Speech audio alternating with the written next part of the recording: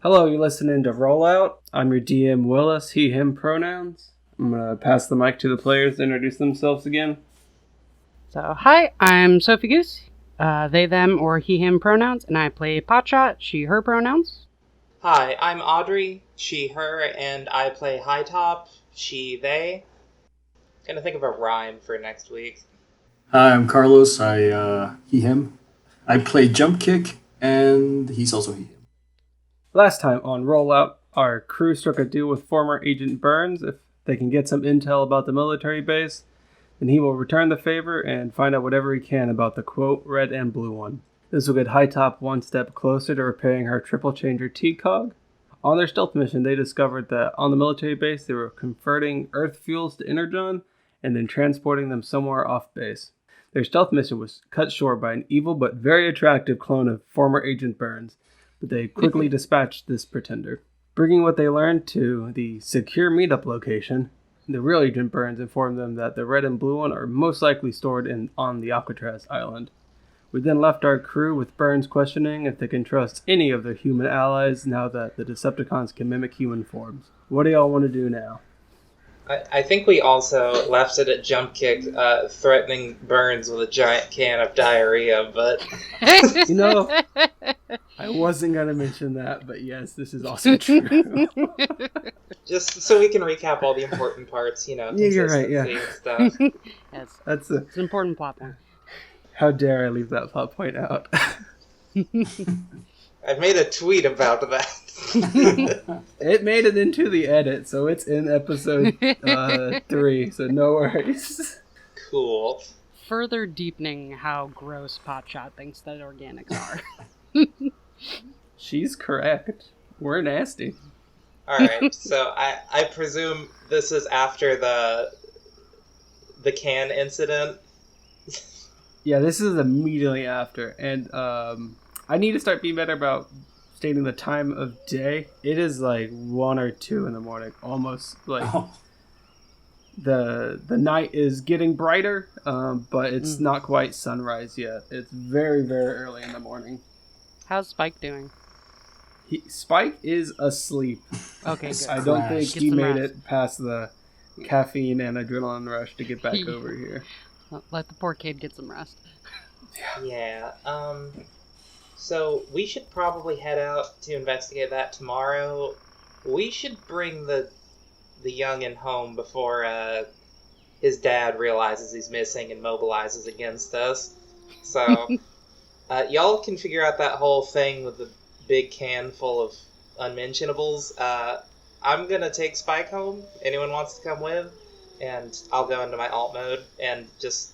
Potshot just immediately volunteers because she was hiding behind a tree trying to avoid Jumpkick with the bucket.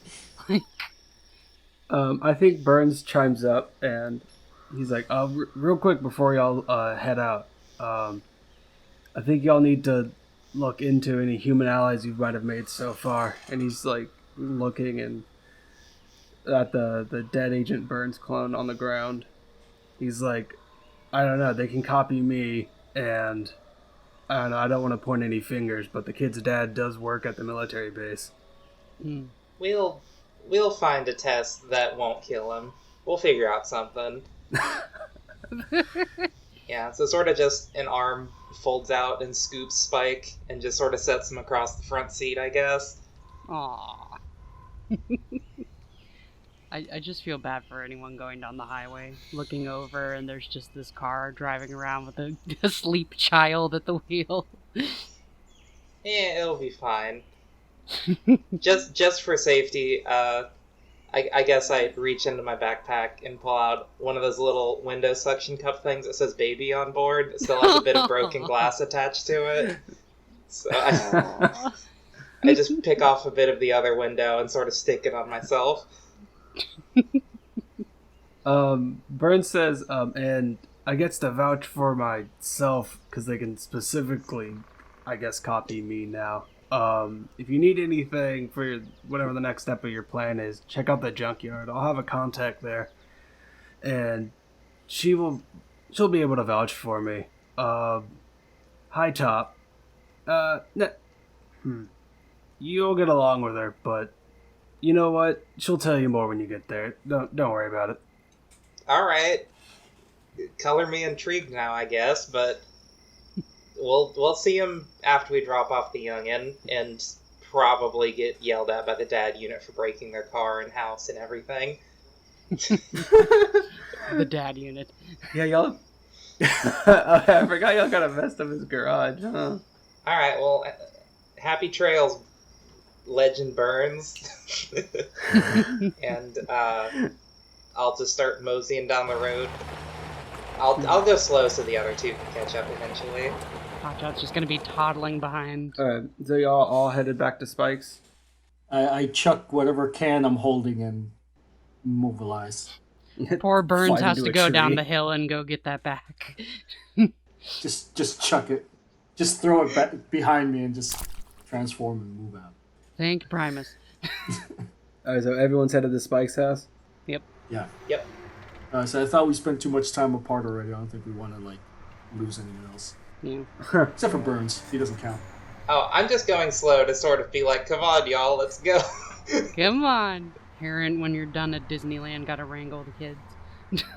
On the way there, do the Cybertronians in character talk about how they felt about the last mission?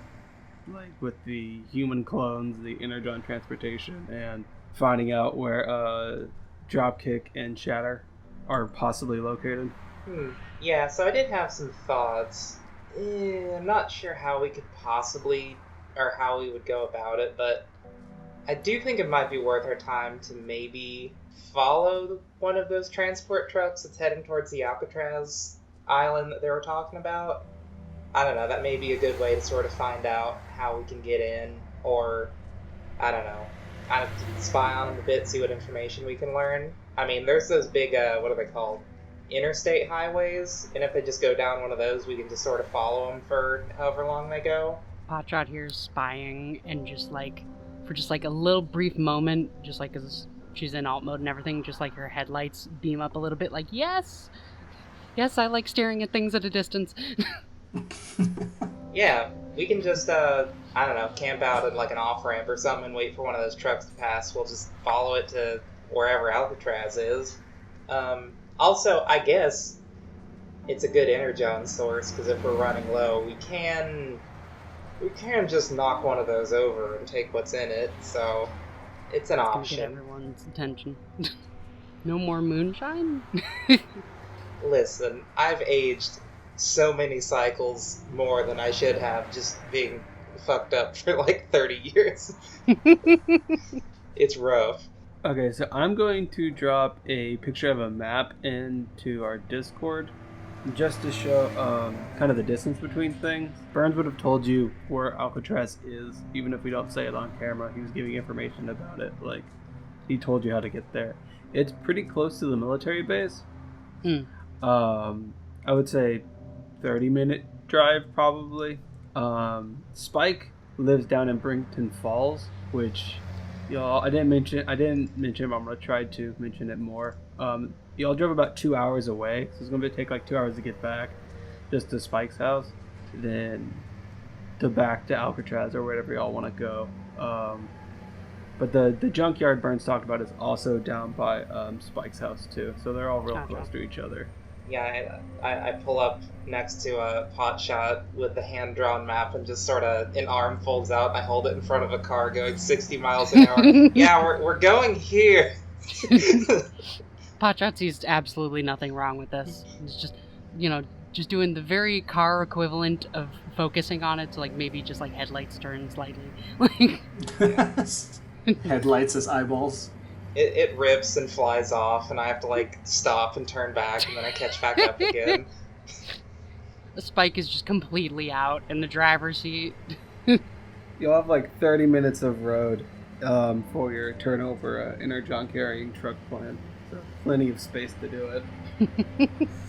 That is indeed the plan. Okay. I mean, that's all I got.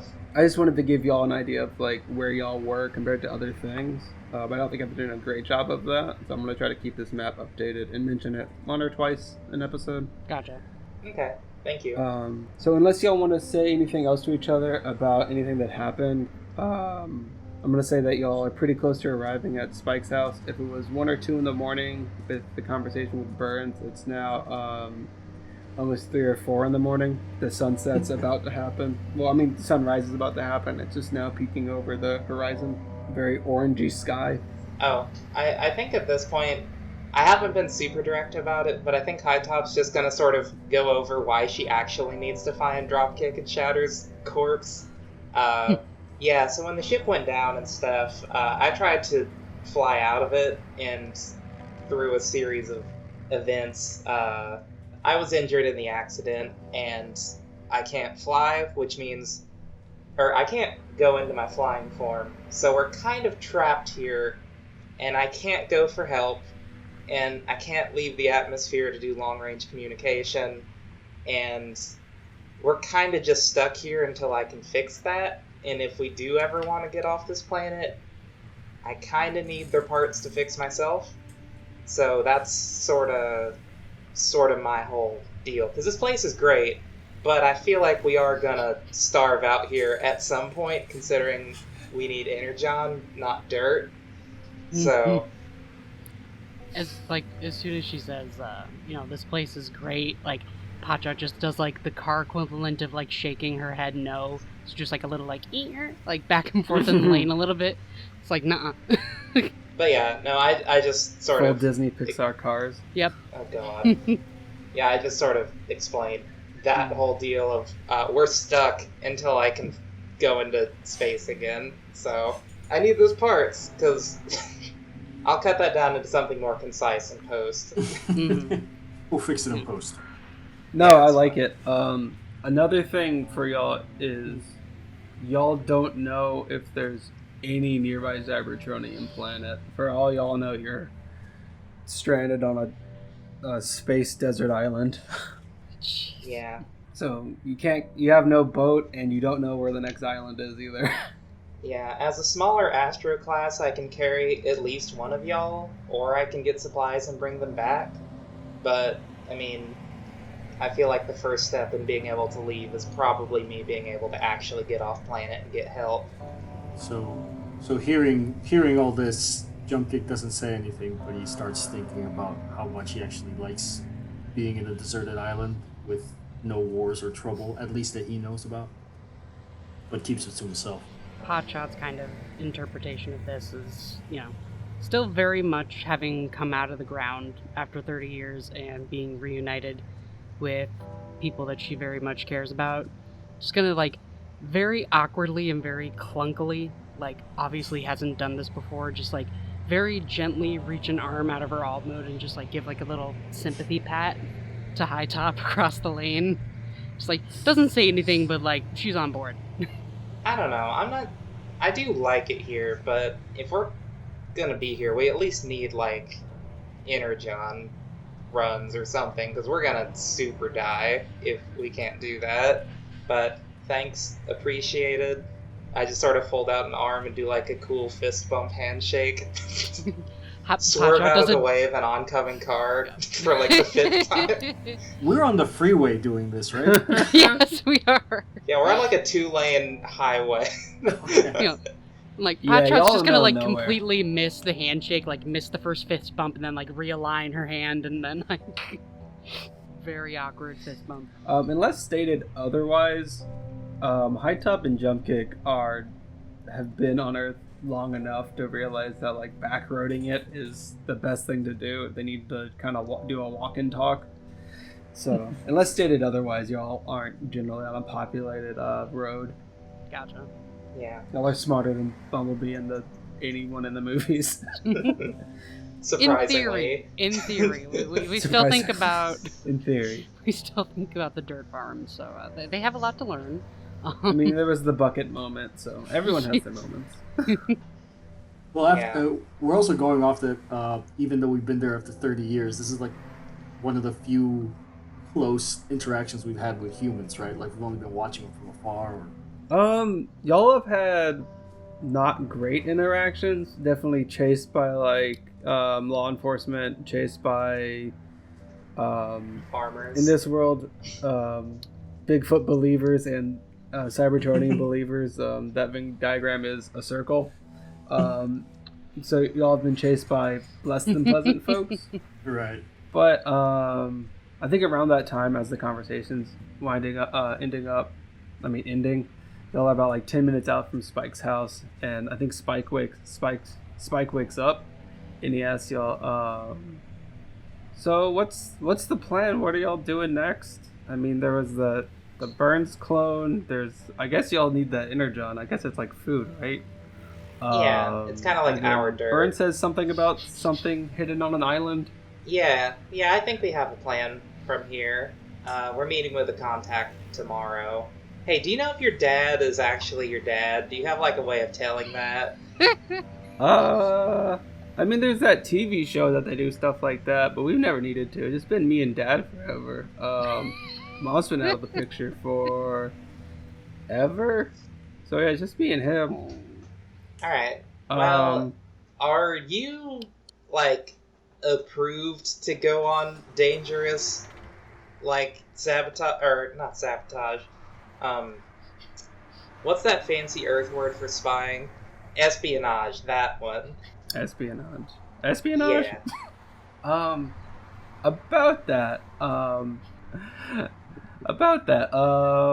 I have, kind of my approval for that tomorrow. I have my driver's test. Oh, I guess today. I have my driver's test in like, it looks at his watch, in like 6 hours. So I need to go do that. But then I guess I'm approved for dangerous missions. Yeah. Do you need help with that? Oh. My driver's test? I was going to ask Jumpkick if he could help maybe guarantee that I passed my driver's test. If you could do that. Cool. We pass the test, we do the mission. Yeah, no, that's perfect. While you're doing that, we can go to the junkyard and then we can meet up. And you'll be certified to pilot vehicles or whatever. Yeah, it's perfect. Alright, got it, little dude. I know all about driving. Spike says, I'll need like a couple hours rest, but then we're good to go if we want to hang out at my house for a little bit.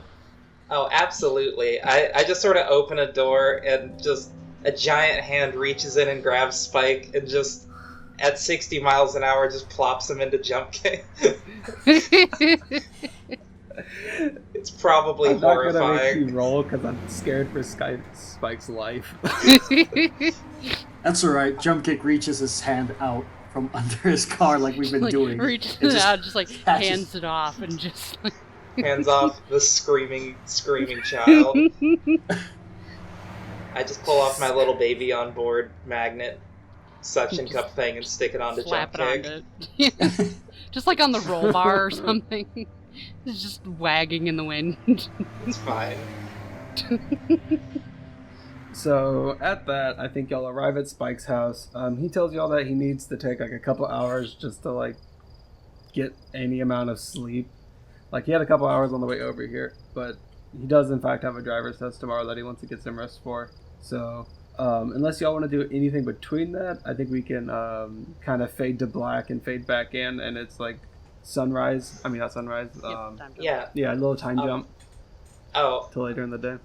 I do have a few stim packs in my inventory. I guess just for story reasons, I'm going to say I go into the garage and start making those. So that's my nighttime activity. Okay, yeah, y'all can definitely heal up and prepare. I don't think anyone actually took damage from the fight because you killed him before he could land a hit. I meant like I'm taking supplies from the garage and making stim packs. Oh yeah, for sure. But, yeah, Spike's dad's gonna be upset when he gets home. Yeah, what do you take from the garage to make stim packs? So I go over to that. There's plenty of garbage in there. I go over to that one Mustang that is sort of collapsed on the ground, and just out of her hands comes a scalpel, and I just start peeling just band-aids of sheet metal off of it and using an Energon adhesive mixture on the back. Basically just making band-aids. So, yeah, the car is just like a skeleton with all of its sheet metal peeled off by the end of it. So I think the camera fades out of that, of like Hightop just like destroying this Mustang, and it fades back in, and she's made all these like stim pack looking things. And as she's done making those, Spike exits, well, I guess comes into the garage. He has like a bottle of water and like there's some journal like paperwork and stuff to get ready to go take his driver's test. He also says like, Dad never showed up last night, did he? No one came out here. Also, good morning. Good morning. Yeah, he's been sleeping at the military base. Has a lot of work to do, but pretty normal. Yeah, as he comes out, Hightop is just sitting in a recliner made of the back half of the Mustang that she sort of just cut in half and made into a chair at this point. Oh no. Like the front part is cut in half and set on the back fenders to make like armrests. Spike says, well, I guess it's a good thing he didn't show up. Next time, if you need any stuff, I'd prefer if you took it from the junkyard. Oh. Well, I mean, I did scan it before I took it apart. And he just, like, shakes his head. He's like, I just sort of pop in the cassette and turn into a copy of it and then take the cassette out. Alright, well, that's going on. I'm doing weird Cybertronian calisthenic exercises. Doing, like, little jumps and stuff. You're going, alright, little dude, you ready? With my help, we'll get you to pass that advancement exam and get you from scout to spy in no time. Because that's how I think shit works. Just like this whole time, just like over the course of the night, everything, Potshot has just been silently sitting in a corner, keeping watch the entire night. It's like, it's not clear if she slept or not, honestly. Like, she's just there. Potshot is there. Yeah, at some point through the night, there is just a little piece of sheet metal with an Energon bran muffin or something just set next to you. Hightop goes back to work. And that's definitely how you know she fell asleep sitting up, potentially with her optics still open behind there. Just sitting there perfectly with the muffin sitting next to her. It's like, definitely fell asleep. So Spike is going to give Jumpkick a quick rundown of basically how the driver test is going to work.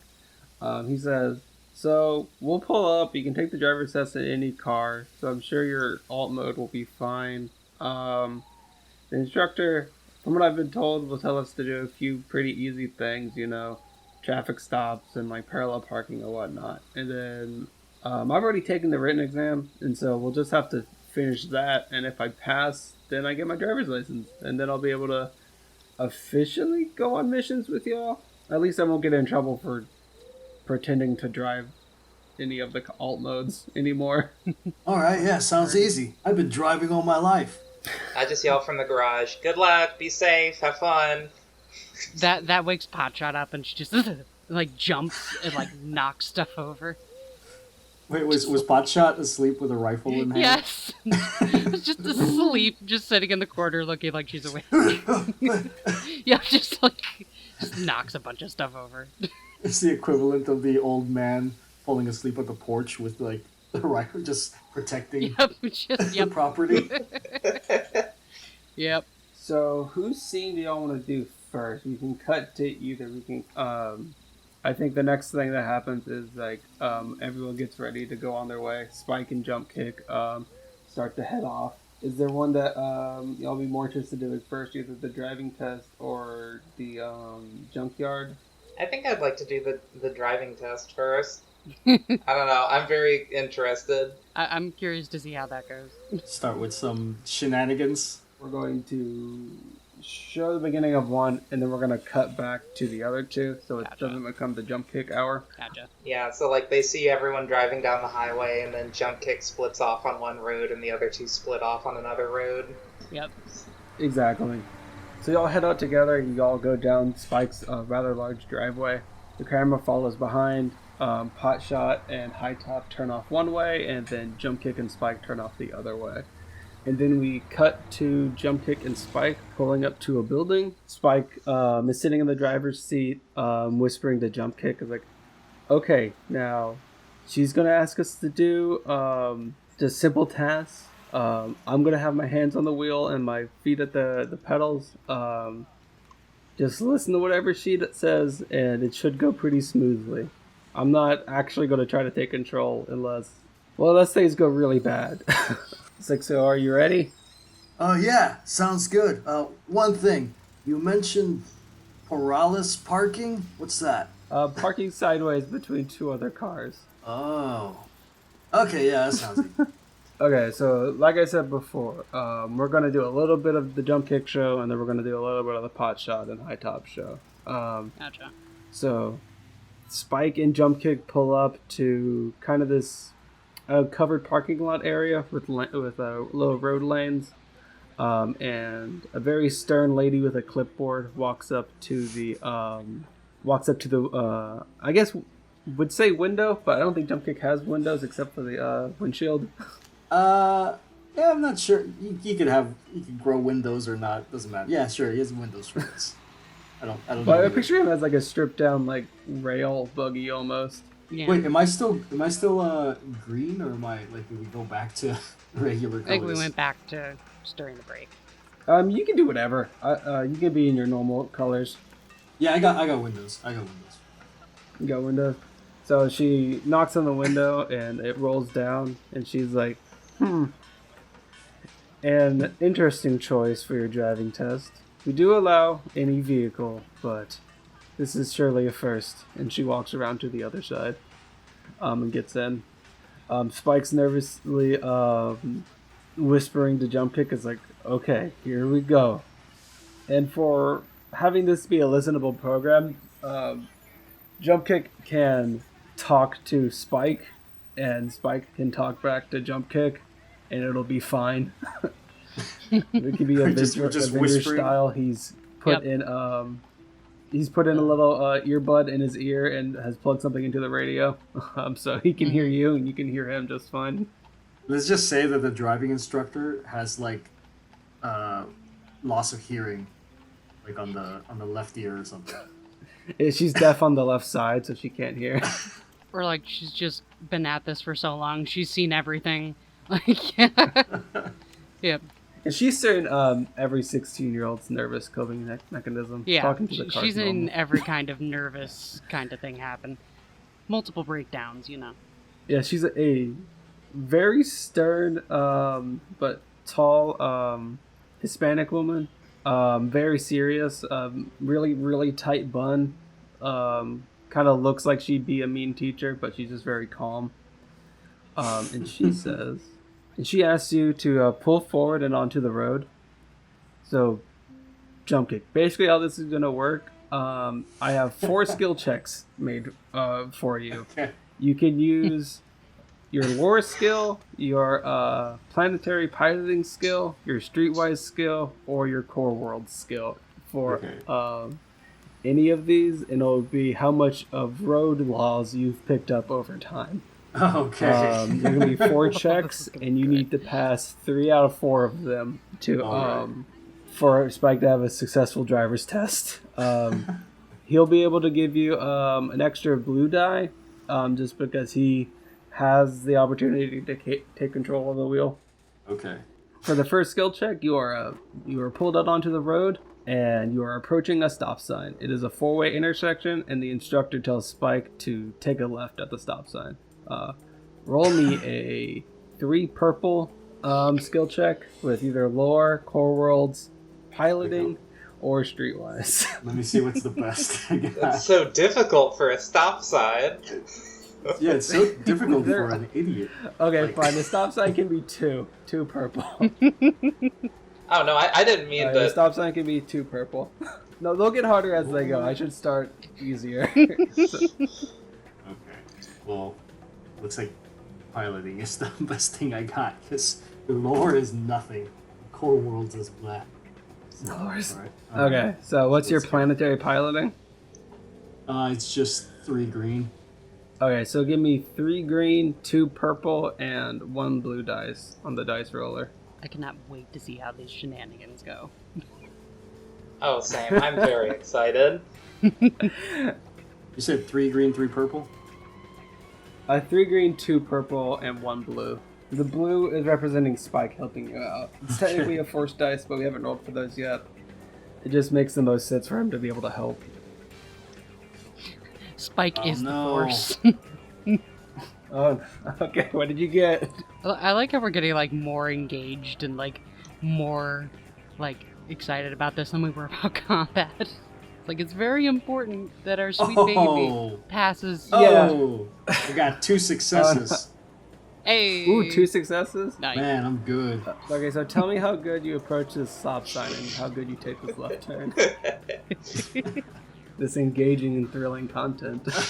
So here's the thing about the successes. Are the successes mean that I do it perfectly, or that the instructor deems it passable? One success I can say like you did it. I think with 2 successes you did do it perfectly, but the minimum is like 1 success on this. I'm not gonna make it much harder after that. Okay, right. So then I do. I may hit the brakes a little too hard, but on the stop.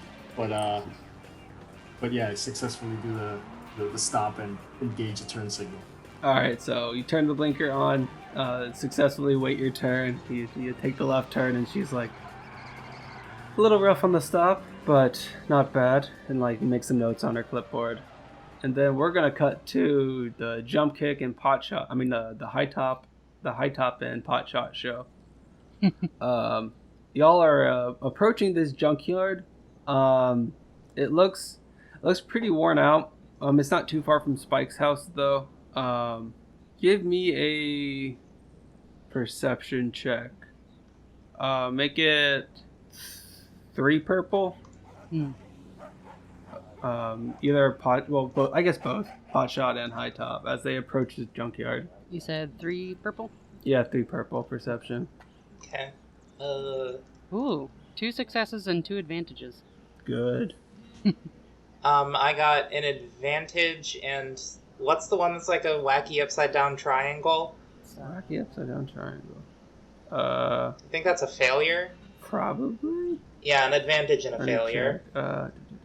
Advantage and a failure. So this isn't that important of a thing. So your failure is that you just don't see the thing. I'm gonna tell Potshot where her successes were, and then you can tell me what the advantage is if you want it, or I can have you I don't know, use it for something else. Okay. First like setup. But Potshot, your success is you see the junkyard, and the junkyard is this place that has real tall chain link fence, but with metal sheets on the outside of it. I mean on the inside, kind of blocking off any view of the inside. There is a almost drive-through like window on the front with an old man sitting at it. He's just reading the paper. But you see something kind of odd right below his desk. And it's a faction badge of some sort, a Cybertronian symbol. I can drop a link of what it looks like in the chat, and then you can describe it. Such anticipation for the picture to post. Yeah. I know, right? I had it lined up, but I didn't. Again, never a call without technical difficulties or waiting for Discord to cooperate. Yeah, so I hope Jumpkick actually learned any of those road rules we talked about. Potshot's just kind of relieved not to be babysitting the human. Insignia Gallery, there we go. So it's very good that Potshot wasn't the one to do it, because she hasn't been driving for very long. Yeah, Hightop has super vehicle expertise, but I don't know. It seemed like Jumpkick enjoys hanging out with Spike, so I wanted to give him their time. I really wanted it to be Jumpkick because I didn't want Hightop to do it because I knew it would just be really easy. Yeah. Okay, so that's what the... Nope. Pasted the wrong Technical link. difficulty. That's the Zoom calling. Don't look at that one. I'm just gonna screenshot it. Yes, there's a cipher in this link, and when we figure it out, we're gonna find out who the real big bad evil guy is. Yeah. Rescue bots? What the fuck? Night Scream? There we go. All I waited for. Below the drive-thru, kind of under the desk, kind of scratched into the side of the wall, is this faction badge. Do you want to describe it? So, it's like kind of like an orange starburst with spikes It's got like 6 of them coming into like a kind of a smaller starburst at the center-ish kind of detail. So you know that this is it's an old symbol, not used very often anymore, but it is technically the symbol of the, quote, 13th Prime. In this world's lore and some other Transformers lore, the 13th Prime was like a mediator between the other 12s, which this became kind of a neutral ground symbol as the war went on. It fell out of favor because on both sides, some less favorable Cybertronians would see a neutral ground as a decent place to attack both Autobot and Decepticons, but it is a symbol that shows a neutral ground for Decepticons and Autobots to either talk things out or just get repairs from a neutral third party. Gotcha. I think my failure is I was probably ahead on the road, so Potshot sees this and pulls off the road, and I just entirely miss the junkyard and keep driving for a bit. Then just turn around and come back. Potshot's just sitting there looking at the symbol. Just like, yes, it's been a while since I've seen one of these. Hey, Hightop! Hightop!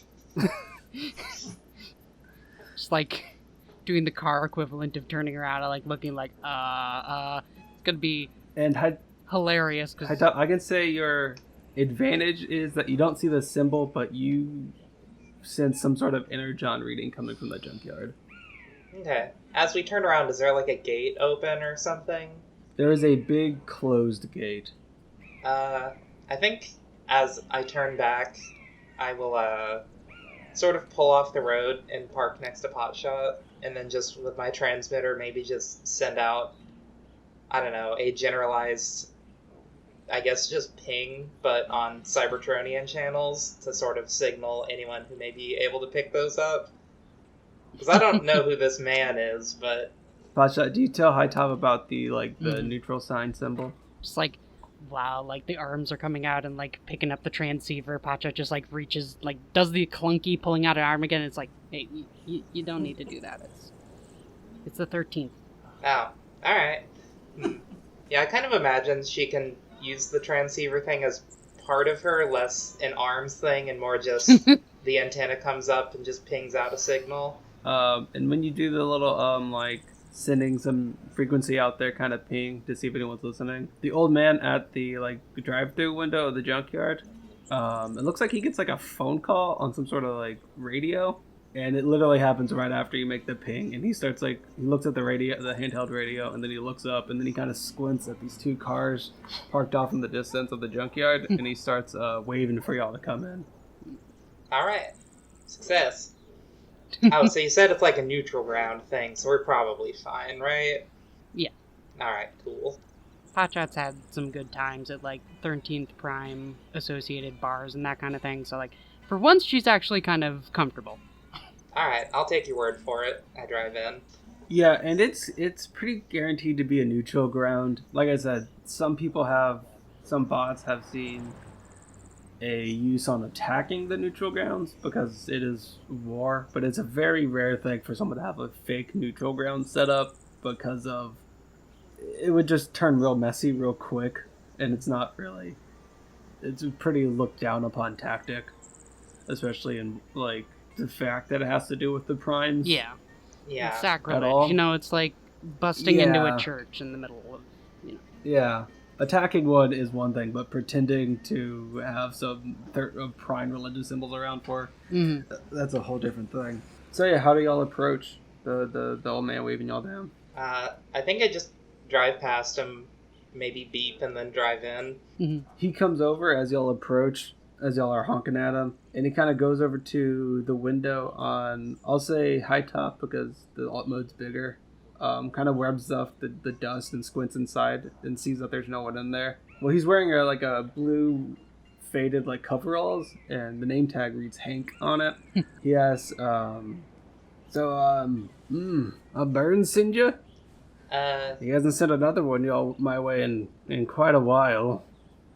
Yeah, Legend Burns. Or Warrior Burns, sorry. Yeah. More like homeless fired burns. Well, I mean, yeah, if you want to make fun of him for income inequality, but yeah, no. I love Hightop.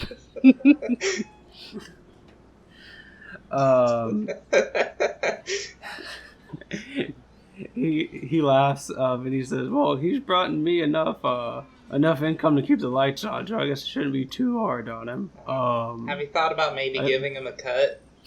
I mean, he's shitting in a bucket in the woods, so like, I don't know. He's having a rough time. I've talked to him. He says it's tactical. We have a bathroom here and bunks. You know what? I'll let him make his decisions. It's fine. It's good of y'all to, I guess, leave the option there for him. Just nonsense conversation. He laughs and he's like, "Well, I'm assuming you're not here to see me. Probably here to see Roaster." 1 second, and he's like, "Angel, open the door." And another real tall, large, buff man approaches the chain link fence and like pulls it open and like waves y'all through. All right. Just as he goes, it's like, "I like you. Here, take this." Just out of the backpack falls just another big pile of hundreds, and I drive it. He says, "Angel, screw Taco Tuesdays. I'm buying steak." So do y'all enter the junkyard? Yeah, Potshot's just gonna kind of doot around behind them, just like trying to avoid conversation. Like awkward kid trundling behind their parent. As you approach, Angel kind of waves to follow him, and he lets y'all go in first, and then he closes the gate behind, and he says, "The walls are high enough, your bot mode should be fine, but whatever y'all find more comfortable." And he says, "I'll take you to Roaster." And he starts walking down this like worn down path through the junkyard. There's like real big car tires from like car tracks from like normal everyday car tracks. Along with those, like some real narrow skinny tire tracks that follow along the path. And they're like almost the width of like what a bike would be, but it's clearly a car since there's 2 parallel ones that stay parallel the whole time. I think I know where this is going. I'm excited. Oh, like some wacky old fucking Model T bullshit. Yeah, I'm excited. Yeah, I think I walk. You walk with them? Yeah.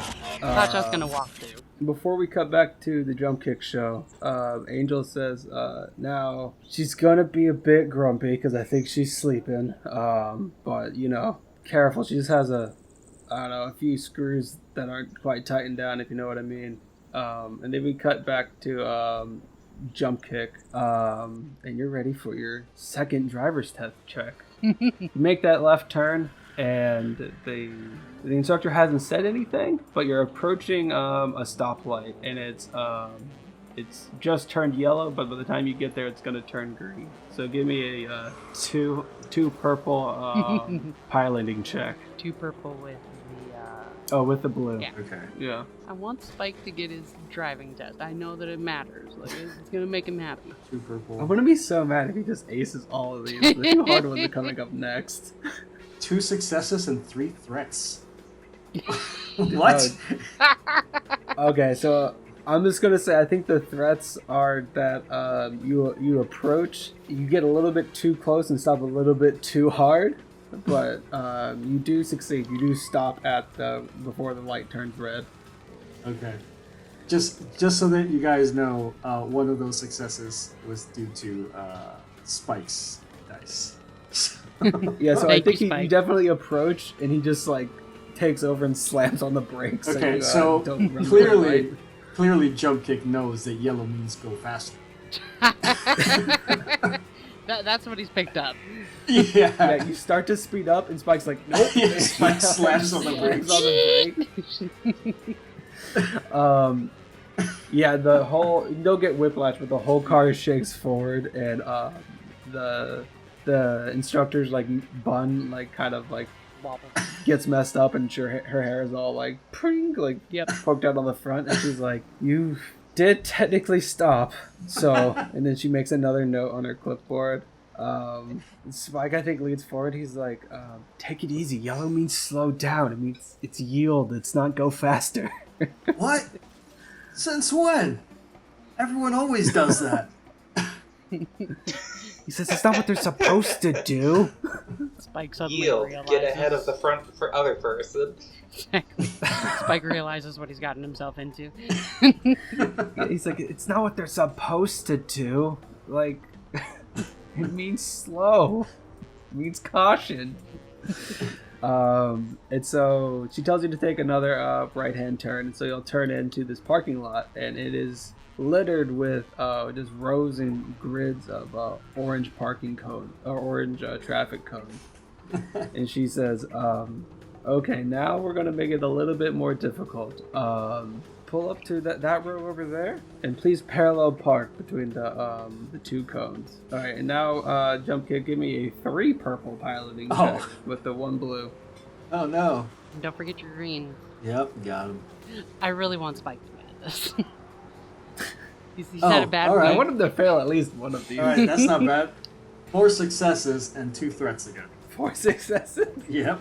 Okay, tell me what that looks like. 4 successes and 2 threats. What would the threats count as? Almost dying or just kind of? That many threats, I think you guys kind of collectively stumble your way to success. Okay. Like it's not squeaky clean, but you do make it out of there. Okay, so You're in not that gonna run case, over any cones. Jumpkick can parallel park perfectly, except he can only do it like a really fast whip. It's the only way he's ever able to do it correctly. So tell me how that looks. Like freaking Tokyo drift into the So spotlight. yeah, that means he has to drive like directly to it and do a like a swift turn and just like drift into it like perfectly, like a stunt driving car. Like a freaking little bit of initial D sound clip just plays for a second. All right, so you drift into this third spot, or into this the between the two cones, and she's shook it up again, and she's like, unconventional, but I like that we wouldn't clearly have hit any cars. I would just say, take it easier next time, and she makes a note on her clipboard. Jumpkick, forgetting that he's supposed to be, quiet, goes, easier next time, got it, in a very audible way. Just kind of looks at Spike. Just like... She says, Spike, you aren't on the phone, are you, while driving? Wait. He says, no, ma'am, no, just the radio. And he, quickly turns the volume down. And we're going to cut back to Hightop and Potshot, walking through the junkyard. Angel's telling you, yeah, she can be grumpy, so take it easy. It's fine. We're a delight. Everyone's always happy to see us. Camera immediately cuts to Potshot, who's just standing there, like that one scene in SpongeBob where it cuts SpongeBob and he has the bird and the rainbows around him, and it cuts to Squidward and everything's on fire. Just Angel says, just a tip. I know it's kind of all y'all talk about. Anyone been through here, but avoid the war conversation if you can. I mean, she's gonna make the conversation go there, but it's never gonna end. Just avoid it as long as you can. Oh, I was gonna say. Oh, I mean, we kind of abandoned that whole deal, so... Wait, who else has been through here? Have y'all seen Ransack? Nothing by that name. I don't know. Roast just kind of hooked up a little shop out back. Just supplying anyone with any gear they need. Neutral ground. We let her hide here. Burns gives us any cash he stumbles upon. We keep her lights on. He keeps our lights on, kind of deal. All right. Well, good to know. That's what's with the high walls, so no one can see anything going on back here. Okay. And he points you to a large clearing. There's a bunch of junked out, smashed old cars that kind of form this almost little theater pit. And there is a large boxy shape with a tarp. It's a Decepticon tradition. There's a large boxy shape near the back of the circle, but kind of centered to the path, covered in this big brown tarp with some junk on it. And Angel says, well, have fun. And he turns around and leaves. How fast is he leaving? Not trying not to be rude about it. Looks like he's trying to escape Gotcha. an elderly person's conversation without Gotcha. So, being caught up for too long. gotcha. I turn Like he has work to do. I turn to a Potshot and be like, so you wanna wake her up or? Like, just gonna kind of stoically nod, just like kind of just accepting the fact that this is gonna be awkward no matter what, and just kind of like walks over and just like very gently just dink dink on the roof. So it looks like there's going to be a flat spot for the roof. And you go to tap on it, and you just put your finger, like it goes straight in. There's no roof to it. It's just like this torn up soft top underneath. It's like you just put your hand completely through. Just, like, immediately And, waves it and like freaks out. It's like looks at Hightop like help. You didn't hurt, did you? Like Potshot looks at her for a second and just to make sure. Like, I immediately pull out one of my band-aids and run up.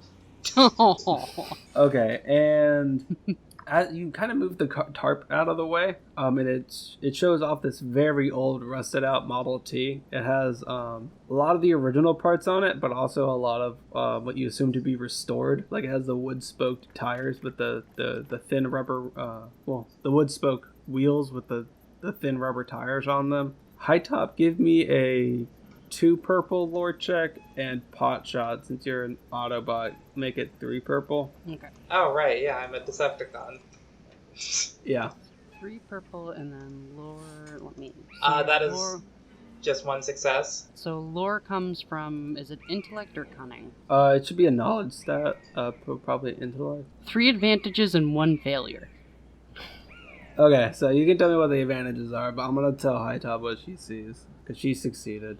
Well, you all see it, but only Hightop's gonna know what it means. Hightop, if you, or Audrey, do you want to describe the faction badge I just dropped into the Discord?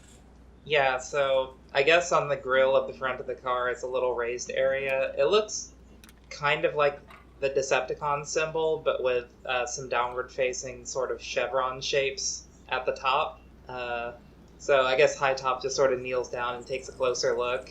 I'd rub the dust off of it, but I remember that this is a person, so, personal space. And I'll just be like, oh yeah, this is... And then you can explain it, because I, as a person, don't know what it is. So we as human beings playing a game know that this is the G2 Decepticon symbol for anyone listening. But Hightop, as a Cybertronian, knows that this is a really, really old proto-Decepticon faction badge before the Decepticon faction, as you know, was even founded. So pre-Decepticon badge. Oh. And underneath it, in the equivalent of Cybertronian cursive, is the name Roaster, spelled R-O-S-E like rose, and then T-E-R.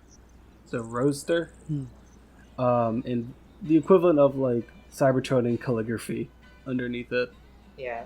Yeah, I'd sort of going like, oh yeah, this is the original Decepticon badge from when we were fighting the Functionalists before we started fighting the Autobots. I sort of... Oh, it's pre-functional. Oh. It's it's... Would this be even before Hightop joined? Because she was there, very early on? This was before Hightop's protoform crawled out of the ooze. Okay. Oh, yeah, no, old. This is old as hell. Are we going with that version? Yeah, I'll just cut out that other thing I said. They're all canon. Every protoform generation thing is canon. They're all insane.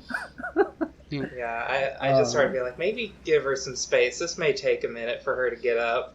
So all right, and then so what do you want your advantages to be about that? I think Potshot has some advantages.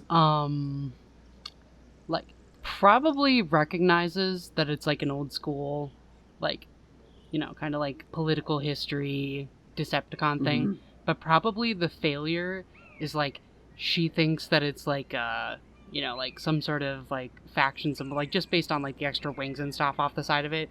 Looks like it's maybe maybe her brain just immediately goes to something like, oh no, that's got to be a specialized team. Is that the DJD? So you know it's a Decepticon, but you don't know what the hell it really and just is. based on the logo, it looks scary. So she's just gonna freaking like. Yeah, you're having a panic, and I'm just there like, this is the most senior of senior citizens to exist. Oh no, they have experience. Yeah, this is the badge that fucking Ransack had, so it's old. Yeah, so I think I just maybe name drop some extremely ancient Decepticons. But And yeah, like, I mean, yeah, there's like Jetfire. There's I don't want to. Yeah, old Jetfire, not new Jetfire. Yeah. Jetfire Senior. I'm just imagining with each of these names, Potshot is just imagining like the worst possible scenario. So like Jetfire, so like, you know, we know him as the Jet Boy, but like Potshot's thinking of like a Decepticon who uses his thrusters in bot mode to like incinerate people. Like I don't know, like maybe in her brain, just like because she's a little bit religious, like maybe like when she's looking at the emblem, like it reminds her just enough of the Fallen that it freaks her out. I think that's about how long back it would be. It would be like Fallen times. Woof. Like kind of ancient. Like this thing is old as hell. Like As hell. the Decepticons that have it are reaching the end of their natural Cybertronian lifespan, kind of old, which is millions of years old, kind of thing. And anyone historically that would have this would be probably a little bit scary, just because They've survived this long. yeah, the only ones that would make it to of note past that time are going to be human equivalent of like Napoleon. They seen some stuff. Yeah, Literally been through world wars in this case.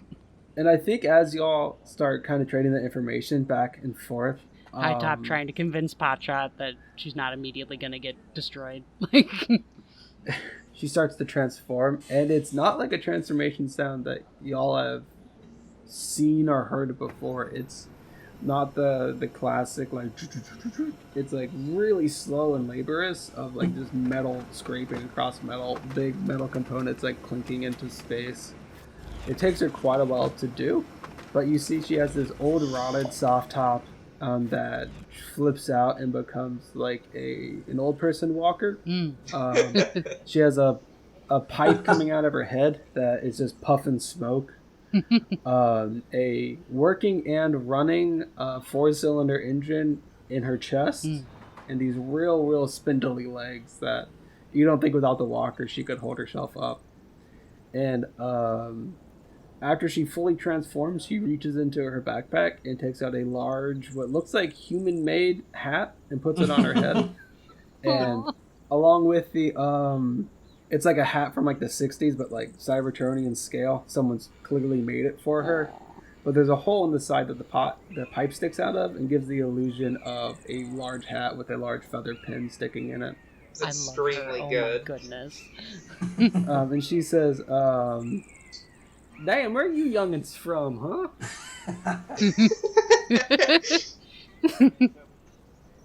Damn, I thought I had the accent.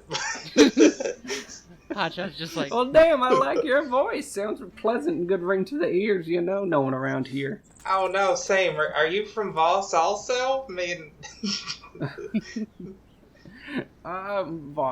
No, that one was not formed by the time I was. Well, dang, this accent has some staying power, but... outlasted a city, apparently. Well, morning, comrade. We were sent your way, I guess. Hi, I'm Hightop. She says, hi, the name's Roaster, spelled like rose, said like rooster. oh my god, Rooster. I love her. I'm just there like, what's a rooster? She says, what's your name? She looks at Potshot. Potshot's just gonna like very quietly like take a step behind like the silhouette of Hightop's backpack, just real quick, just be like, Potshot. I turn to the side, so it does not hide. I think right before we go back to Jumpkick's last driver's test check, she's going to say, what are you, bot? Are you cons, huh? And Well... it quickly cuts back over to... Well, and then it cuts. Well, and then it... Yeah, I like that. Well, and then it cuts... The Transformers will return after these messages.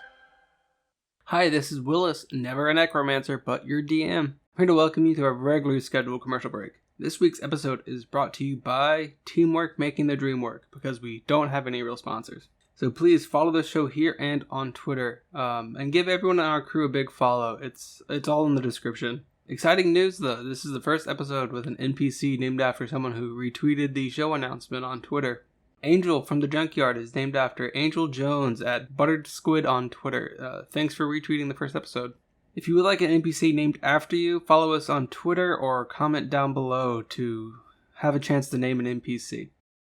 As always, subscribing to the channel is a huge help, and thank you for everyone who has shown their support so far. And thank you for Tabletop Audio for their ambient music selection. Now, back to the show. We now return to the Transformers. Back to Jumpkick, and she says, "Okay, Spike, take it easy. Getting out of the parallel park can be a lot just as hard as getting in. So unpark and then park, and then back up and do the spot in front of us. That's going to be another 3 purple driving check with what I'm piloting and 1 blue." So what are we doing again? We're just unparking and reparking? Yeah, unparallel parking and then backing into another spot. I wish Jumpkick would fail.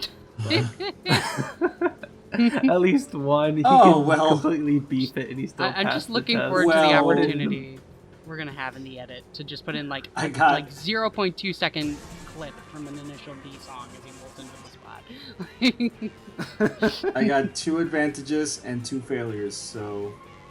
Finally. Yes, spoken. Oh no. I made this whole thing for some comedic effect, and you've just been like, Audrey, no, I'm really good at driving. Jumpkick just failed getting out of a parallel park. We're gonna see how this goes. Okay, so tell me how you fail getting out of a parallel park and fail at backing up into a spot. Keep in mind, you've passed the test by this point.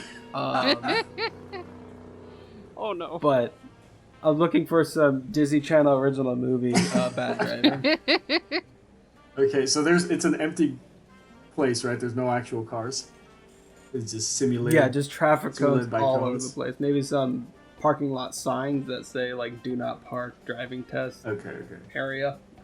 Okay, so we already know that we passed. You have a pretty good idea that you've passed. In reality, there's been more than just 4 tests. Right. But y'all been driving for like about maybe 30 minutes, and this is the last. Spike knows that the parallel park and the backing end are the last things you do before you get your grade. Okay, so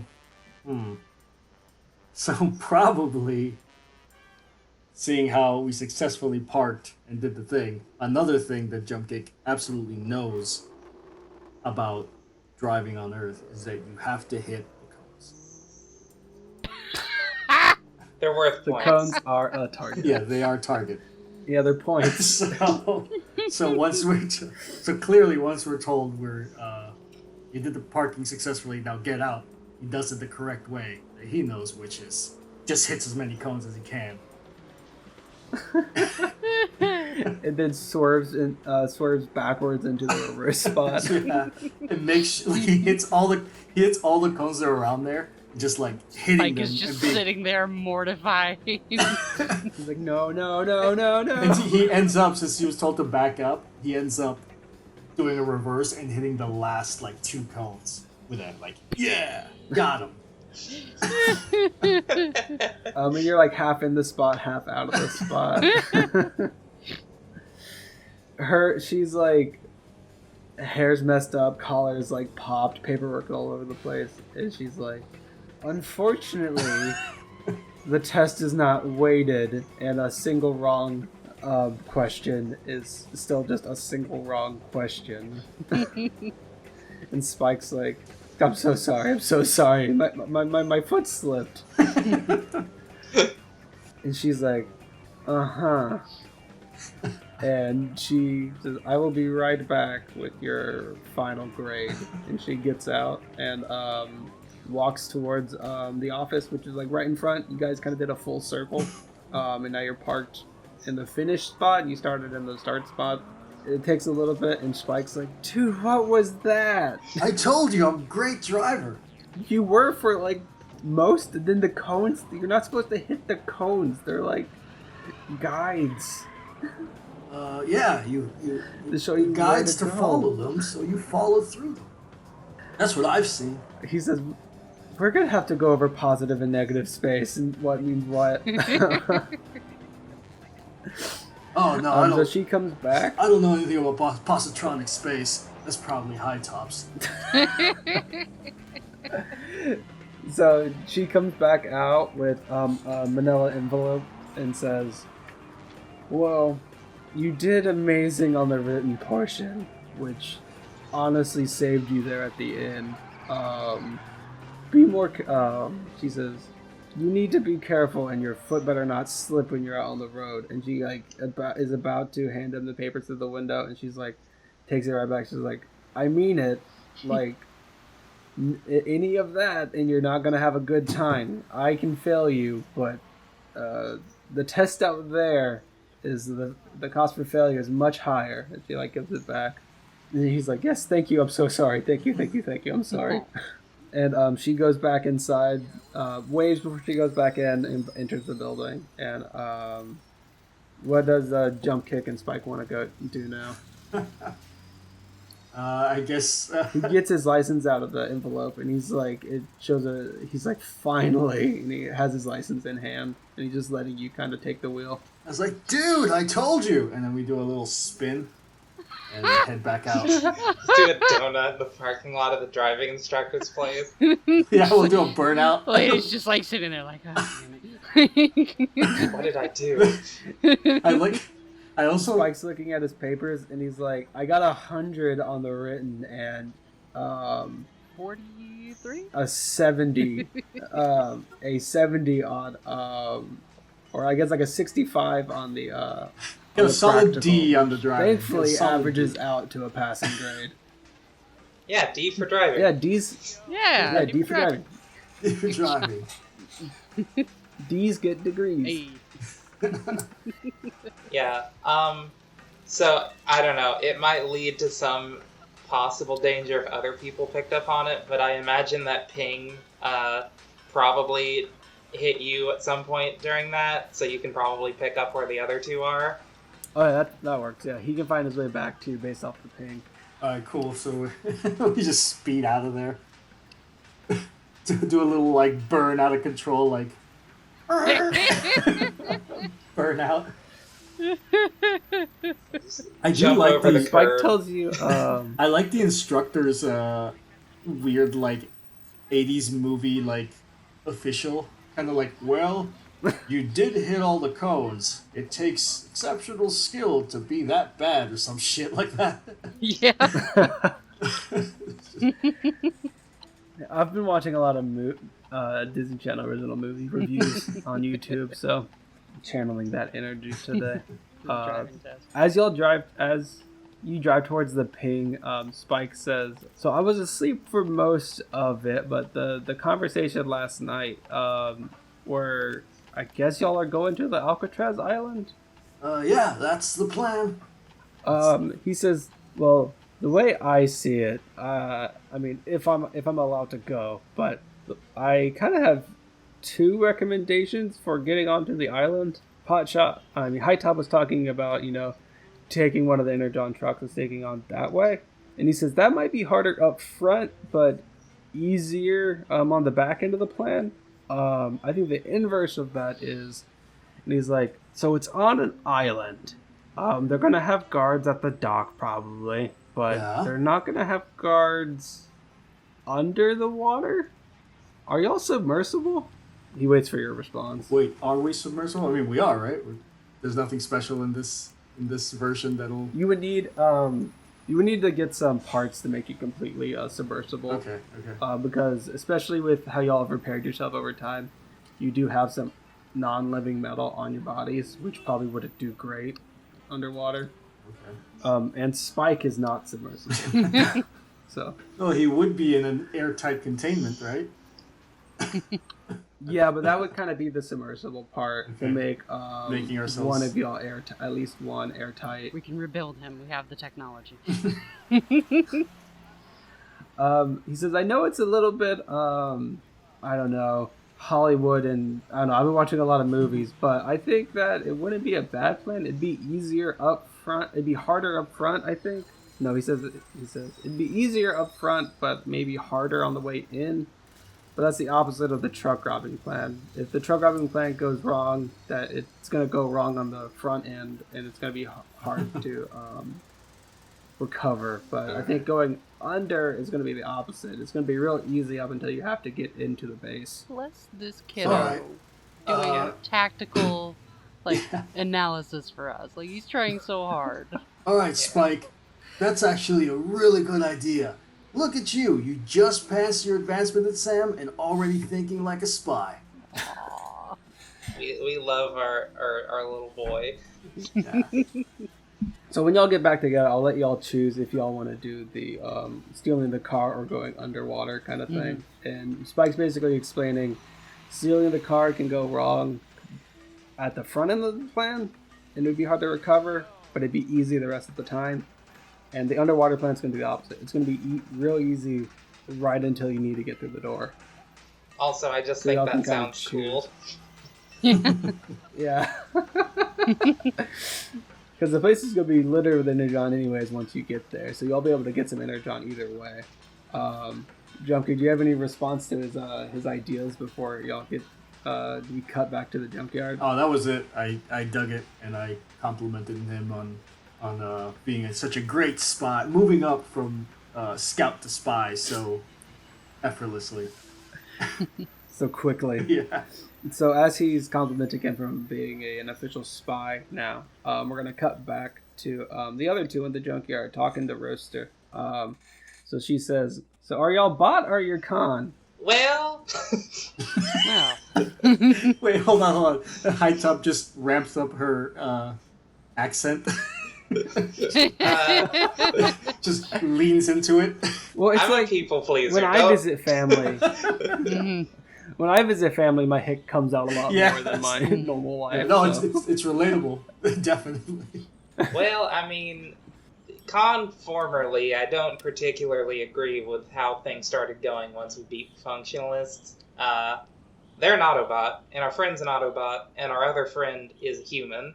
She says, do y'all have any loyalty to them badges y'all wear? I mean, I have loyalty to the sort of original idea of freedom is the right of all sentient beings and so on and so forth. But I think the Autobots co-opted that. So yeah, I guess loyalty to them, maybe? I don't know. We've just been here for like 30 years. It's been rough. Also, I love your hat. That's fantastic. Can I try it on? She starts laughing maniacally. Like, what do you know about founding of the Decepticon? You got that newfangled badge, don't you? You know nothing about the beginnings of our organization, do you? I mean, no, I meant the beginning of the one that I know as it, but it probably has some deeper roots. Listen, I was a lunar transport for like a while, and then I joined a revolution. I thought I joined early on. By my early, I mean when we were fighting Functionalists. I meant before we were fighting Autobots for no reason. She sighs and she's like, well, I'm glad the Creed can have some positive use in, I guess, in the future, in the present. You said Function was a transport, or what did you say? Yeah, I think Hightop was a lunar transport before the war. Lunar transport. She says, lunar transport. Is that your assigned purpose? Lunar transport? I mean, it was, but then they decided that once spaceships became better, we didn't serve a purpose, so they started deactivating a lot of us, and that's when I joined. She says, well, Prima bless you with having a passive purpose. She says, I was designated Seeker. Oh. Do you know anything about Seekers? Well, in my time, Seekers are mostly just monoform flyers that mostly just made up a military unit. It seemed like their function varied a bit. They mostly just seems to be the sort of catch-all for the air command now. She's Seekers in the Air Command? Oh, God, things have changed since I've been away, huh? She says, back in my day when Seeker was my purpose, it was quite literal. You know, we seeked out planets for colonization, you know? So they just, like, even if you couldn't fly, just launch you out into space? Did you have, like, an Astro-class partner that you did stuff with, or...? She said, no, the big ship would have a bunch of us Seekers on it, find suitable planets, launch us down to the surface. We land, we hide, we sneak, we find the natives, their weaknesses, any information we can to see if the world's worth colonizing, you know. She looks like kind of off in the distance, not super psyched about what she's telling you. She's like, I never liked it, but when they hand you your assigned purpose, you really can't argue with it, unfortunately. Yeah, my purpose wasn't, I guess, too bad. It was mostly just when they deemed us unnecessary, it kind of occurred to me how fucked up that whole thing, or how child appropriate is this program supposed to be? How messed up that whole system was. We are allowed one swear word per episode to keep us PG-13. I can say fuck once per episode. I want to be the first one to say fuck. Yeah. But, she's like, no, I get what you mean. Between you and me, I landed here. And then I guess the war that y'all know of broke out at home. And I landed here on this rock. It, at the time seemed like a purpose place for a seeker to just disappear, you know. The only thing here at the time was these big dumb lizards. Couldn't talk or nothing. No one to rat me out. No one to say I didn't disappear. It was easy to pretend I crashed and burned, you know. Real easy to get out of the war that way. Oh, well, I'm glad you found a place. Those big lizards... Are those like the big lizards that are in the Japan area that have the laser breath and stuff? Never been over there. Not really an aquatic alt mode, you see. No, these things were long ago. Before these little creatures were here, and she like gestures where Angel walked out. Yeah, I don't know. I think we're just gonna keep cackling in extremely thick Voss and pre-Voss accents. I know. Potshot's just kind of standing off to the side, like visibly a little bit uncomfortable after the discussion of like functionalism and what was your previous function was brought up.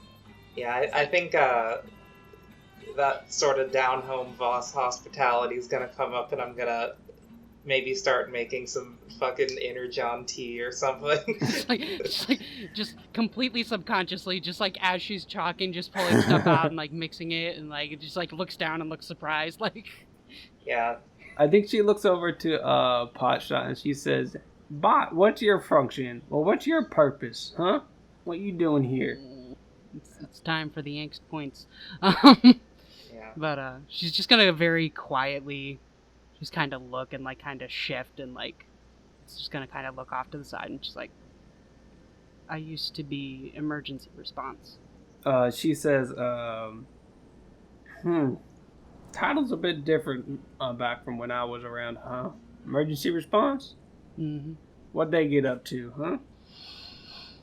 And she's just like very uncomfortable with the conversation. She's just gonna be like, stopping bots from dying. And she says, better than what I was up to here. And she kind of like pushes some dirt around with her walker. And I think she turns it around and sits down. And she's like, so what are y'all here looking for? Yeah, just in the background of this extremely sad moment is just Hightop with like a 60-gallon aquarium tank she pulled out of her pack, just cracking in some of the Blitzwing juice and some water. Just mixing it up. Pouring in a little bit of gasoline, you know. Well, yeah, for the old timers, but tea with a little bit of zest.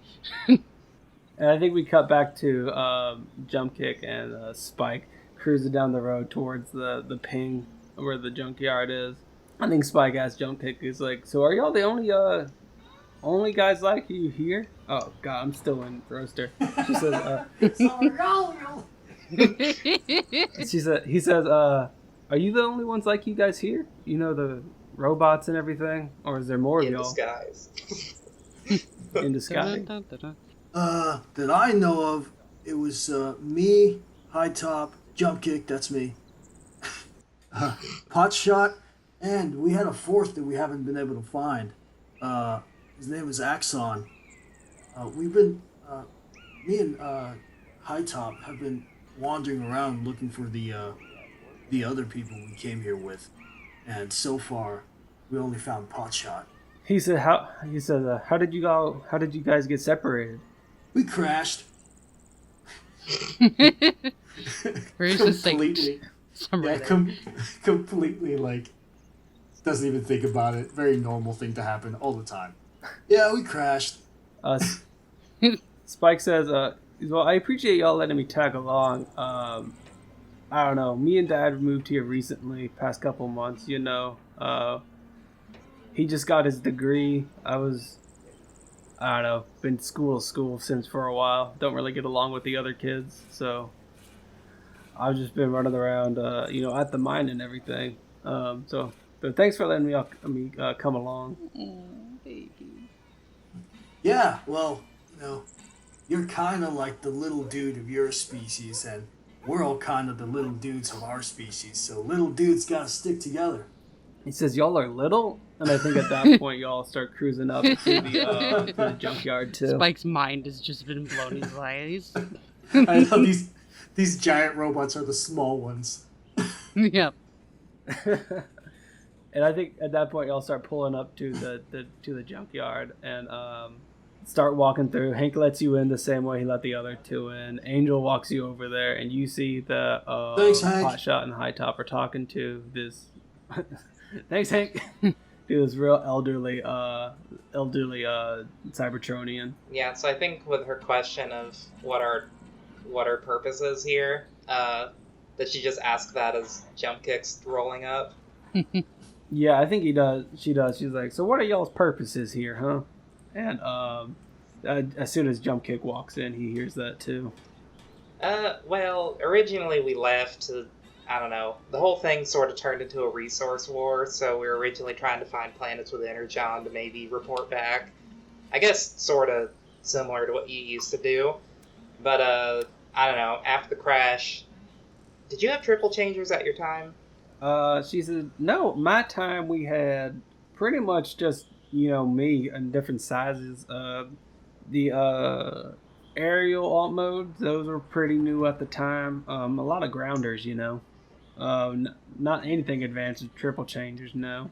Just get duo changers," and she laughs she laughs really hard and slaps her knee. Oh, well... Talking smack about the duocons. Well, yeah, after I joined, me and a few of the other Astro class were reformatted into triple changers, but in the accident, my extremely custom transformation cog got a little bit destroyed, so we're sort of stuck here, can't really report back or try to leave, and apparently a couple of less savory former comrades came here, died here, and we're trying to find their remains to hopefully find a few pieces. Because, we need energon or we'll die. So being able to leave is kind of the first part of that. I think she notices Jumpkick walking in, and she's like, "You another youngin'? Get over here." Whoa, hi, I'm Jumpkick. This is Spike. He just made Spy. She says, "A spy? Damn. Me and you gonna have some stuff in common, huh, youngin'?" Yeah, he's pretty great at it already. Fucking Memaw transformer.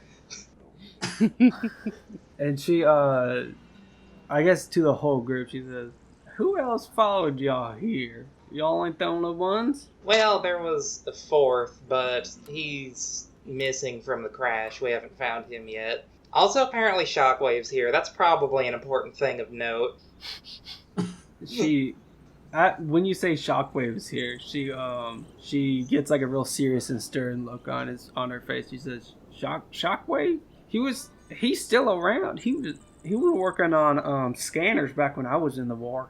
be able to scan your alt mode, and she gestures to herself and is like not having to adapt new materials to it to blend in. She's like, he's older than I am. How is he still walking around? He's here? I guess we met some of his Insecticon hive types, and oh yeah, they have these nasty little. They're kind of like mini cons, but they have like human flesh wrapped around them. We've seen one of those. Yeah, those dudes are no bueno. Just a very quiet shudder from Potshot of just like. Yeah, I just sort of start picking through my bumper parts to see if I can find any remaining pieces of the hottest burns. She tells y'all that, listen, if, I don't know how, but if he's still around, God, listen, I don't care bot or con, they don't even mean the same thing that they did back when, but we all come from bad roots, especially the cons. Says the bots do too, they kind of let it all happen, they stayed home, Autobots stayed on Cybertron, Decepticons went out, found new worlds, but if he's here, they're about to treat this planet like they used to. Y'all can't just run off and leave these critters to die here. I've let too many people do that before. I'm not letting it happen again. Damn it. We have to fight Shockwave.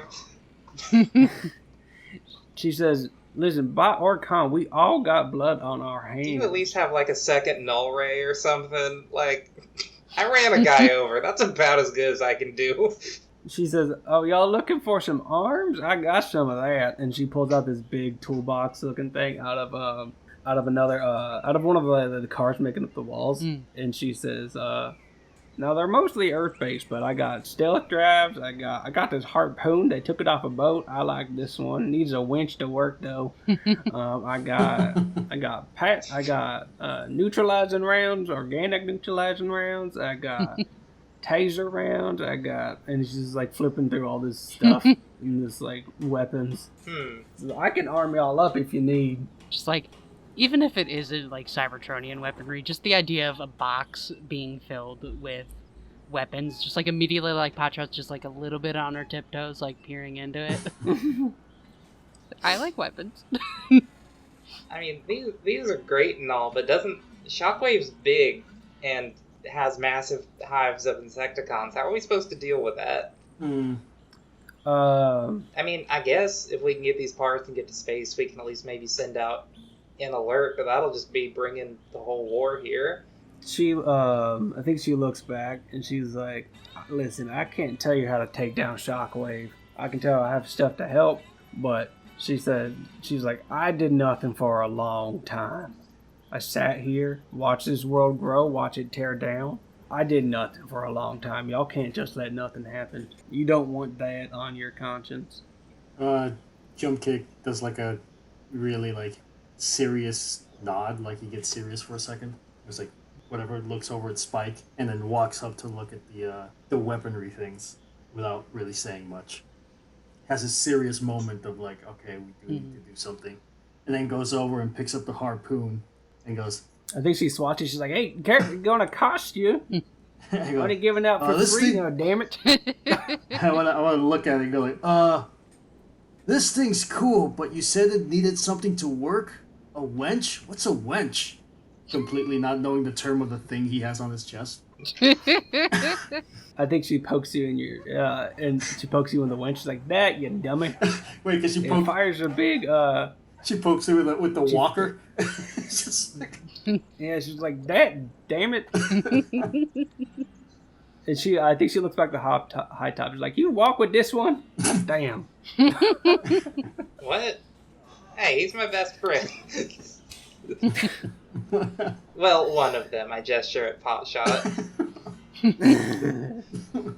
Speaking of Potshot, she's just standing off to the side with her arms crossed. Like, at first it looks like she's angry, but, like, just noting the body language, it's like, there's a little bit of a shake. Just realizing that she's gonna have to not only fight Shockwave, but also just, like, that entire idea of not doing anything forever scares her, whilst also the idea of the war showing up is scaring her. This has not been a fun conversation for her. It's real angst hours for Potshot. Now, I am just kind of wondering. I got the 2 alt modes, but then the T-Cog's kind of busted. Should I maybe try to switch those? I could maybe fly, but then I can't drive.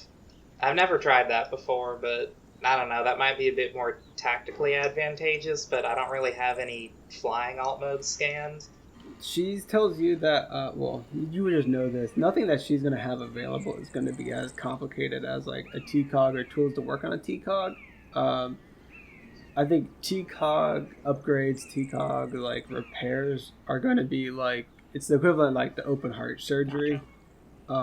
It's possible, but it takes a lot of specialty stuff, and Roaster's not going to have anything to modify a T-Cog. Yeah, I think Hightop was more maybe suggesting trying to bullshit something together in an extremely risky way, but it's more like I guess I can try this, but I'm really not comfortable with it.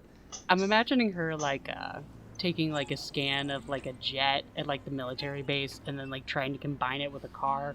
And, like, instead of, like, the, like, wings ending up on the outside, like, Trax's flying mode or something, it's just sticking straight out of the top of the car, and she can't fly anywhere or, like, even drive because it's just doing too much drag.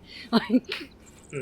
Do you have anything for, Now I'm just trying to think of getting to this island, what would actually be useful, because I don't think I need, like, a spear. Spike speaks up. He's like, I had kind of a plan, and he goes over the whole submersible idea with you. Like, he explains the pros and cons to each. I don't know. As much as I love the whole truck pursuit idea, this does sound much more fun. Yeah, if Spike's gonna be coming, we might need to watertight maybe, I guess, probably one of my compartments, because I have the whole box thing, so Spike can actually not drown, because learned that the hard way before. So, throwaway line. Jesus Christ, I don't like that implication. But, I don't know. Do you have, like... I turned to Roaster. Do you have, like, caulking or something? She said, a submersible kit's pretty cheap. I have at least 3 of them, I think, lying around I can give y'all. It takes, I don't know, 30 minutes, an hour to get installed, but it's pretty quick and easy. Yeah, I'll do one of those. I don't want Spike to drown or be crushed by pressure or whatever. Hey, can either of y'all swim? I kind of just walk along the bottom.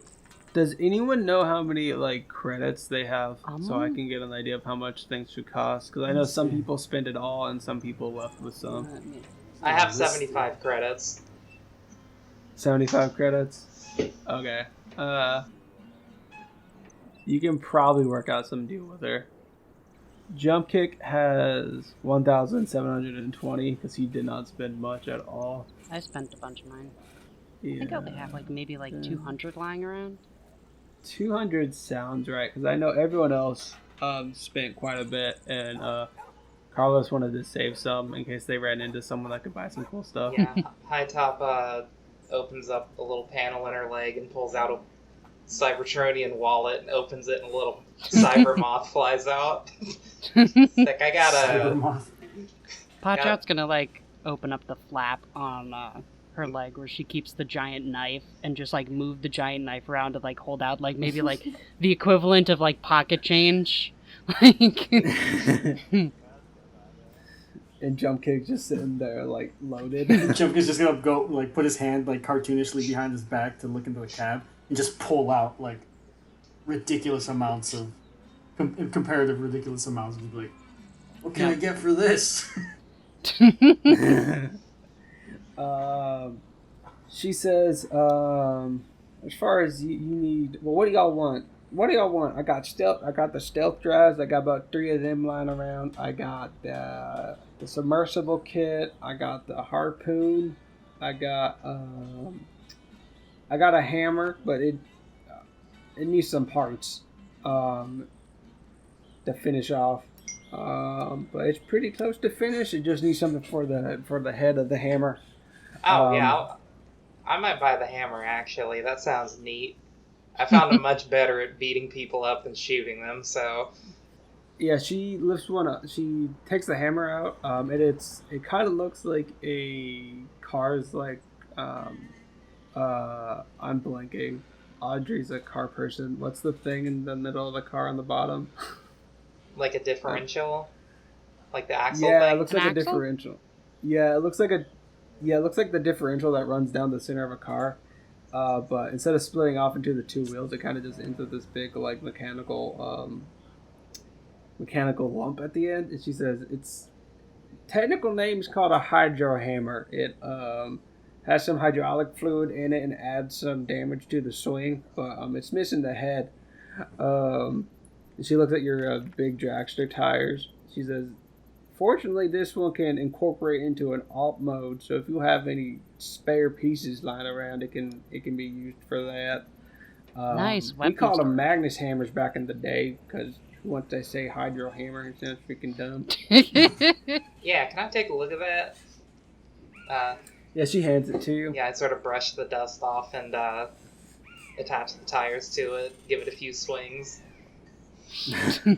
It's gonna be two-handed, a two-handed hammer. I'll figure out damage and stuff later because we're not gonna do combat in this session at all, so it don't super matter. Sorry to disappoint anyone I'll who's say here for the bloodshed. It's better than whatever your vibro knife is.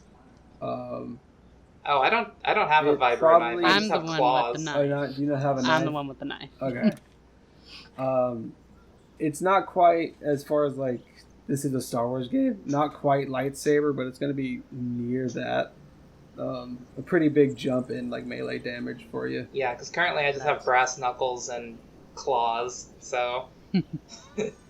And she explains to you in not gaming terms, it has a push effect, so if you get a successful hit, in this game, I was looking at the combat rules, and advantages can be used to trigger your weapons effects. This one has a push, so if you get an advantage with a hit, you can push the target in a direction. Ooh. Or probably like, if y'all were human scale 50 feet, but you're not, so 50 feet It's gonna be would be nothing to y'all, but yeah, equivalent. enough to like a good amount of knockback. Yeah, it has a pretty good knockback on a hit with an advantage. Yeah, I give it a few test swings, and... Oh, this is fantastic. Jumpkick, I will literally do anything. I think, She said, I'll give you that for 80 credits, and I'll throw in the underwater, the submersible with I'll it. give you 75 in that big thing of Energon tea I made. And some company later. She said, Energon? Well, damn, that will be better than this. And she pulls on these cords leading into her chest, and like a big car battery falls over. Life support. Oh, Yeah, she says, 75 and the Energon, make it a deal. Alright, we shake on it. Also, I'll probably be back to hang out, because I think you're a delight, so... aw. She's, well, thank you. What about you two, huh? Potshot's just gonna like silently walk up, slide the like amount of pocket change she has on the table, and just like put her hands towards one of the submersible kits and kind of like look at her like, is that okay? Like, She'll definitely let you like take it and look at it. Is there anything else you wanted to buy? I know you were talking about getting some non-lethal options for if you run into humans, because she's kind of like as she's like reaching. meta reasons, y'all will auto crit on any human target you shoot with any of your weapons. Because I think like y'all are massive. as she's like looking at it, like she kind of like just kind of glances off into the weapons box and like sees the like taser units that are in there. Just kind of like glances at it, but maybe doesn't have like she's still going through stuff right now, and just like, does she really want to start conversation with this person? Like, kind of like maybe like subtly nods towards it a little bit, just like, Potshot, please communicate. She says that she'll give you. She kind of sees you looking at the stuff at the non-lethal round. She says, "I'll give you the non-lethal rounds, the submersible, and I'll throw in a stealth draft for 150." Just 150. just nods and like picks the stuff up and walks away and like kind of half wedges herself behind Hightop again. Oh, hey, check this out. So I rolled a melee attack. Can I say there's like, I don't know, like a little golf or something just parked there, and I rolled a success and 3 advantages, Yep. so I just do a big lead-up swing and just launch this car 150 feet.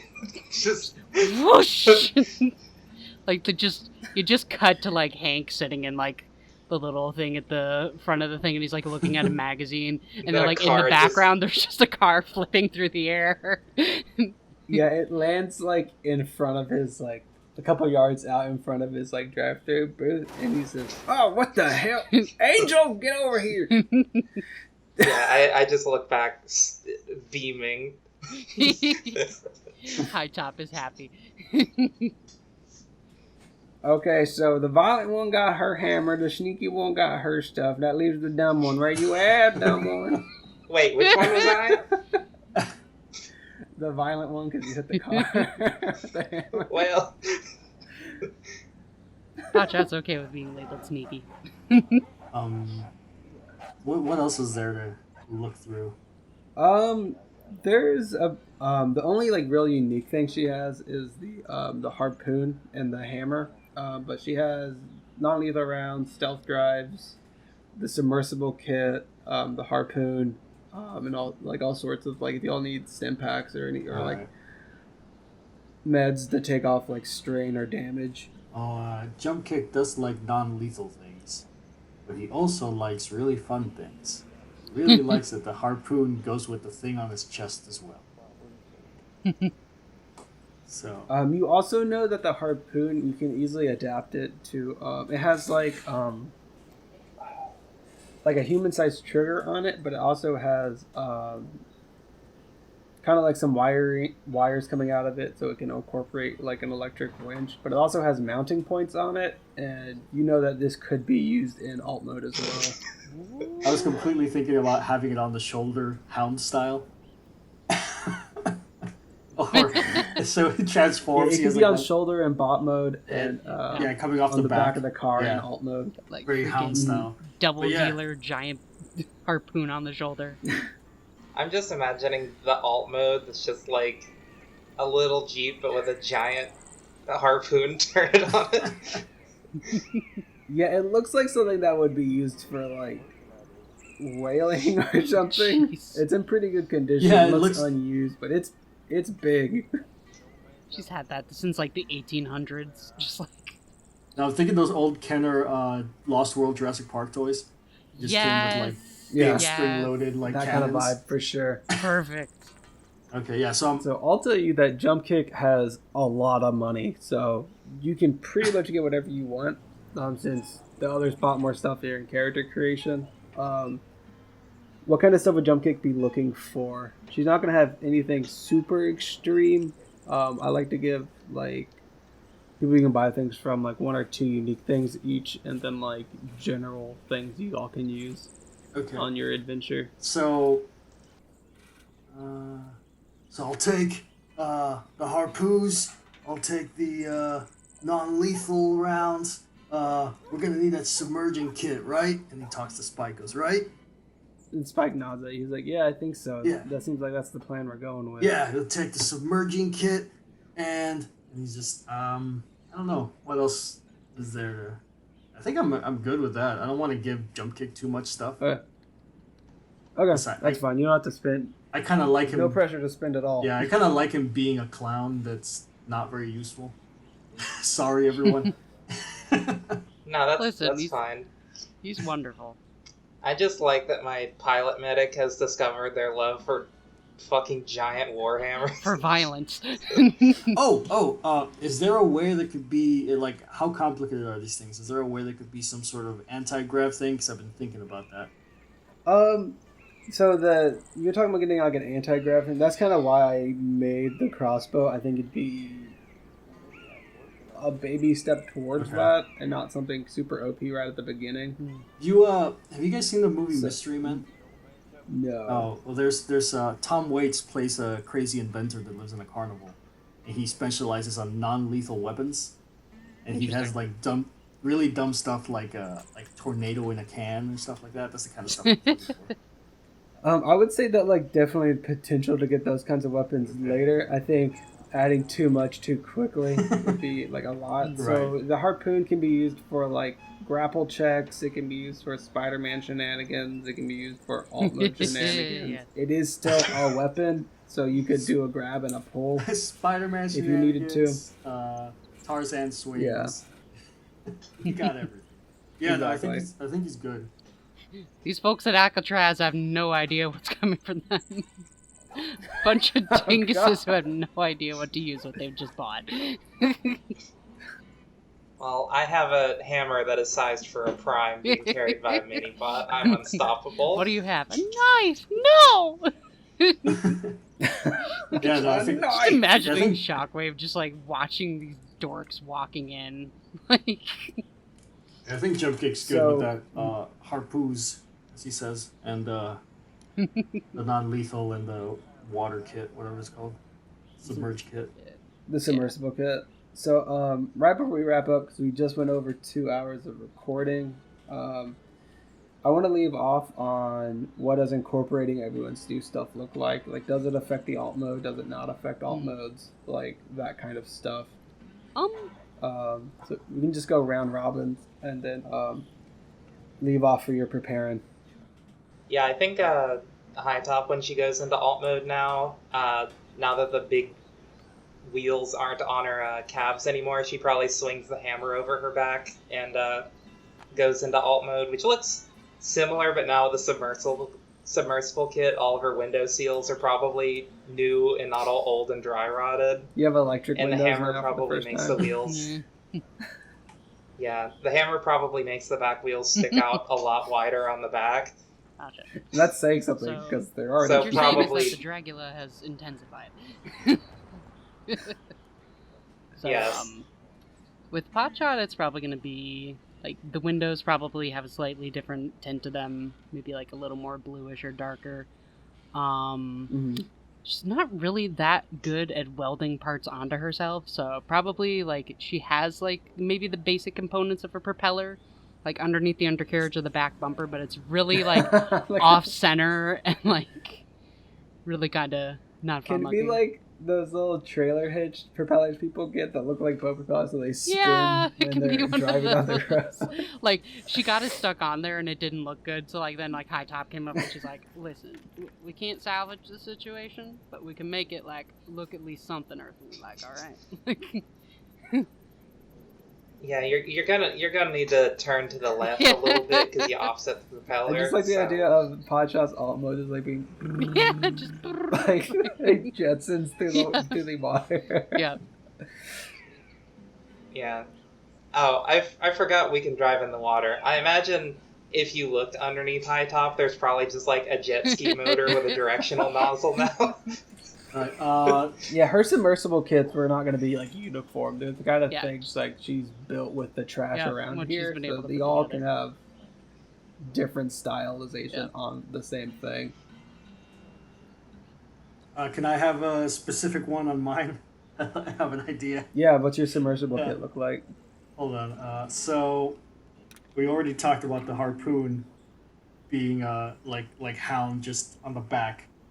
It could be manually operated by a person in car mode if they want to stand back there. But I have a spare tire directly in the back of the car mode and Jumpkick's robot mode. Like it turns into like a backpack type thing. I want that to just be like a big propeller.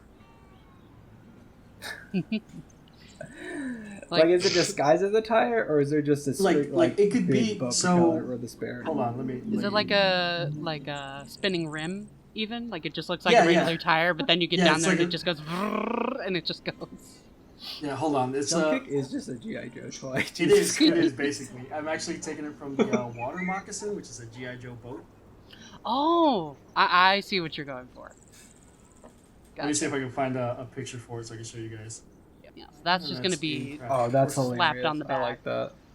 that. Okay. Oh, So you yeah. guys looked at it. Yeah, it's one of those. It's Yeah. like a big. Just this So- Suzuki with a harpoon and like an airboat motor on the back. Yeah, so it's love like- this. It could be the spare tire, or it could be that, or it could be both. It could transform. Either way, I just like the idea of that big fan in the back. That's great. I like the idea of it transforming being just you put a spare tire cover over it.